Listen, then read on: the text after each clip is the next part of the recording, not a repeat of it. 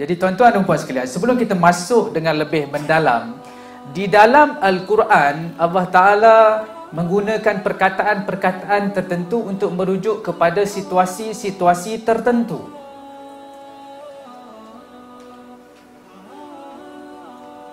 Oleh yang demikian, apabila kita berbicara tentang kisah-kisah dalam Al-Quran, terdapat beberapa cara ataupun beberapa adab yang perlu kita hadam sebelum kita memahaminya dengan lebih lanjut.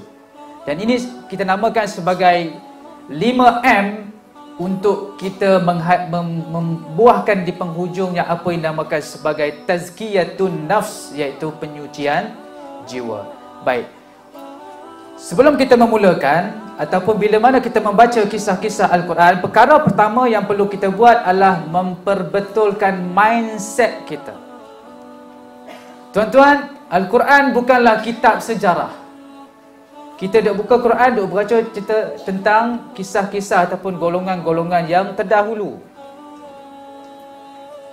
Itu perlu ada dalam diri kita. Al-Quran bukanlah kitab sejarah.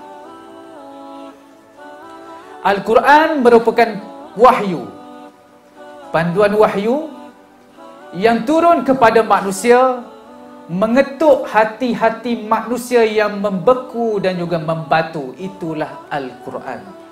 Oleh yang demikian, baca Al-Quran bukan sekadar melihat dengan pandangan mata kepala. Membaca Al-Quran perlu dilihat dengan pandangan mata hati. Itu yang pertama. Yang kedua, meyakini bahawa Al-Quran turun kepada kita. Ceritanya adalah tentang diri kita, bukannya sekadar merujuk kepada karakter-karakter, watak-watak yang disebutkan di dalam Al-Quran. Sebagai contoh, kita baca cerita tentang isteri Abu Lahab. Apa kaitan dengan aku? Itu cerita tentang isteri Abu Lahab. Itu cerita tentang Abu Lahab. Apa kaitan dengan aku? Maka apabila kita tidak perbetulkan mindset dan kita tidak yakin bahawa Al-Quran itu turun kepada kita, cerita tentang diri kita, maka apabila kita membaca kisah-kisah sebegini, kita tidak akan dapat apa-apa. Yang ketiga, kita perlu mencari ibrah dan juga pengajaran daripada kisah-kisah yang dibaca. Dan bukannya kita sibuk mencari perincian-perincian yang tidak disebutkan dalam Al-Quran. Ini antara budaya yang perlu kita perbetulkan. Sebut tentang kisah Nabi Yusuf. Apa yang terbayang dalam kepala puan-puan sekalian? Kisah Imratul Aziz ataupun Zulaikha, yang di penghujungnya kita tertanya-tanya, bagaimanakah kesudahan kisah Zulaikha dan juga Nabi Yusuf alaihi salam. Bahkan ada yang berpandangan bahawa mereka telah disatukan. Maka terteralah di dalam kad-kad perkahwinan, ya Allah, satukanlah hati-hati kami seperti mana engkau satukan hati Yusuf dan juga Zulaikha. Betul ke tak? Ada lagi tak dapat kad perkahwinan? Ada tak doa tu? Ada. Bahkan masa majlis perkawinan itu, yang baca doa menyebutkan doa-doa itu. Ini perkara-perkara yang perlu kita perbetulkan dalam kita berinteraksi dengan kisah-kisah dalam Al-Quran. Bila berbicara tentang pemuda Al-Kahfi, kita duk sibuk duk tanya anjingnya warna apa?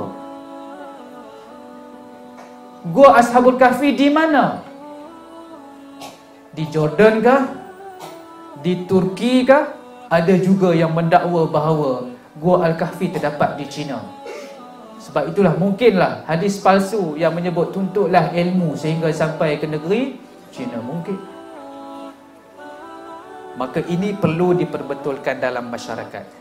Jangan sibukkan diri untuk bertanya perincian-perincian yang tidak disebutkan di dalam Al-Quran. Kenapa Allah Ta'ala tidak menyebut di dalam Al-Quran? Kerana bukan itu fokus yang Allah Ta'ala nak kita cari dan juga kita gali. Boleh tuan-tuan? Jadi apa peranan kita? Cari ibrah. Cari pengajaran apa yang boleh kita belajar daripada kisah-kisah Al-Quran. Al-Quran. Yang keempat, ini merupakan manifestasi apa yang dinamakan sebagai tadabbur. Sebagai tadabbur. Tadabbur secara mudahnya adalah kita membuat refleksi. Kita cuba untuk memahami sesuatu ayat dan kita cuba kaitkan dengan diri kita dan kita fikir bagaimana untuk aku beramal dengan ayat-ayat yang aku baca. Dan sejauh mana kisah-kisah Al-Quran itu ada kena-mengena dengan diri aku. Maka itu perlu kita lakukan, perlu menghayati dan juga perlu mengamalkan pengajaran yang diperolehi. Ini merupakan perkara yang lebih penting. Ramai orang menuntut ilmu tetapi tidak melakukan satu perkara, satu step lagi, iaitu beramal dengan ilmu yang diperolehi. Jadi alhamdulillah hari ini puan-puan datang ke sini untuk menuntut ilmu, cuma jangan berhenti setakat ini sahaja. Kerana kisah-kisah yang terpapar di dalam Al-Quran itu tujuannya adalah untuk kita hayati dan bagaimana untuk kita terjemahkan di dalam kehidupan seharian kita.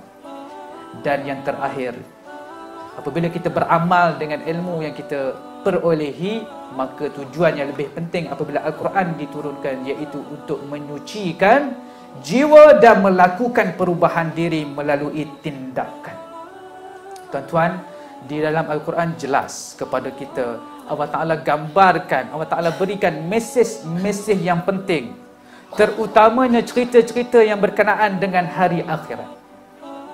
Apabila kita melihat bagaimana isteri Nabi Nuh dan juga isteri Nabi Lut diazab oleh Allah Ta'ala, maka ini merupakan hin-hin yang perlu kita pelajari. Kenapa mereka diazab?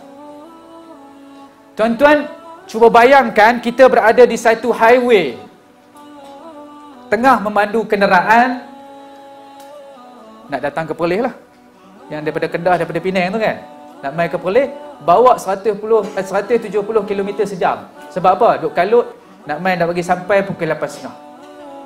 Kita bawa dalam keadaan 170 km sejam tanpa memakai tali pinggang keledar. Tiba-tiba di jalan yang bertentangan ada kereta yang berikan isyarat litlap, isyarat lampu. Apa tandanya? Di depan sana ada roadblock. Mungkin di depan sana ada AE. Di Kedah ada AES. Kedah ke Perlis ada AES. Daripada Penang ke Perlis ada AES. Okey. Sebab saya naik kapal terbang tak perasan. Tak nampak AES kat bawah kan? Apabila kita nampak isyarat-isyarat sebegini, dua perkara sebenarnya kita perlu lakukan. Yang pertama, kita kena percaya itu adalah isyarat bahawa sesuatu yang bahaya ada di depan. Itu yang pertama. Dan yang kedua, percaya sahaja tidak cukup. Kita perlu bertindak. Maka ada orang yang okey, itu ada isyarat, ada roadblock di depan, tapi tak apa, aku teruskan perjalanan dan tambah lagi daripada 170 menjadi 180. Dan ada yang tidak indah dengan isyarat tersebut, walaupun dia tahu di depan sana ada sesuatu yang menunggu. Maka yang pertama kena yakin, yang kedua ia perlu dilakukan melalui tindakan. Sebab itulah suratul As, satu surah yang hebat. Kita baca setiap kali habis majlis, betul? Kata Al-Imam Syafi'i yang meninggal pada tahun 204 Hijriah, cukuplah kita membaca suratul As, kita akan mendapat hidayah. Tuan-tuan, Allah Ta'ala gambarkan di dalam suratul As, wal as innal insana lafi khusrin, sesungguhnya manusia berada di dalam kerugian. Perkataan khusrin didatangkan dalam bentuk nakirah. Apa maksud nakirah? Hujungnya ada tanwin. Kita baca Iqra kan, an, in, un, ban, bin, bun, tan, tin, tun. Itu dalam bahasa Arab kita namakan sebagai nakirah. Dan apa maksud nakirah? Seperti mana yang disebutkan oleh As-Samirra'i dalam kitabnya Ma'anin Nahwi. Kata beliau, apabila perkataan disebutkan dalam bentuk nakirah, selain membawa maksud sesuatu yang umum, ia juga bermaksud sesuatu yang besar. Cuba Allah Ta'ala sampaikan kepada kita sesuatu yang hebat yang Allah Ta'ala nak sampaikan kepada kita. Kataan khusrin, sesungguhnya manusia berada dalam kerugian, itu merupakan satu kerugian yang sangat besar. Maka kata para mufassirin, yang dimaksudkan dengan kerugian itu bukanlah sekadar kerugian di dunia, tetapi ia lebih tertumpu kepada kerugian di akhirat. Maka Allah Ta'ala berikan solusi kepada kita pada ayat yang seterusnya. Sambung, illalladzina amanu wa amilus salihat. Kata Allah Ta'ala, yang pertama nak selamat di akhirat nanti, tak nak rugi di akhirat nanti, kena beriman. Illalladzina amanu. Yang kedua apa? Wa amilus salihat. Ia datang dalam bentuk package. Sebab itulah disebutkan wawul ataf di situ, bermaksud kita tak boleh nak skip. Bila beriman, kita perlu melakukan dalam bentuk tindakan. Maka inilah kisah-kisah Al-Quran.